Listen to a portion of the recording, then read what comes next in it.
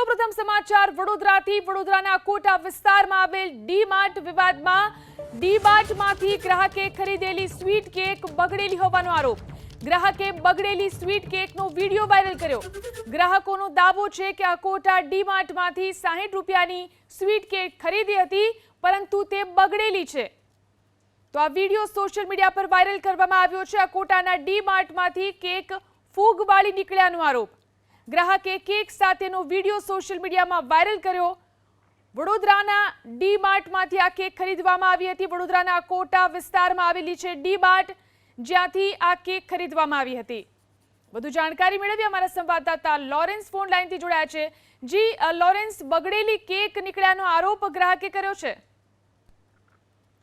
બિલકુલ, વડોદરાના ડીમાર્ટમાંથી 60 રૂપિયાની અંદર જે સ્વીટ કેક લેવામાં આવી ને કેક લીધા બાદ જ્યારે તેને ખોલી તો અંદર જે તે ફૂગ જોવા મળી અને તેને લઈને જે ગ્રાહકે છે ત્યાંના મેનેજર સાથે વાત કરી હતી। જોકે તે બાદ અહીંયા કોઈ સ્પષ્ટતા થઈ નથી। તેમણે ગ્રાહકે ખાસ કરીને જે આરોગ્ય વિભાગમાં ફરિયાદ કરવી જોઈએ, હજુ સુધી ફરિયાદ કરી નથી। વડોદરાની વાત કરીએ તો વડોદરામાં આ પહેલા અનેક ફરસાણની દુકાન, સ્વીટ માર્ટ અને તેની અંદરથી ફૂગ નીકળેલા સાથે માખી બેઠી હોય કે અન્ય રીતે જે ખરાબ સામગ્રી અત્યારે ચોમાસાને લઈને ખાસ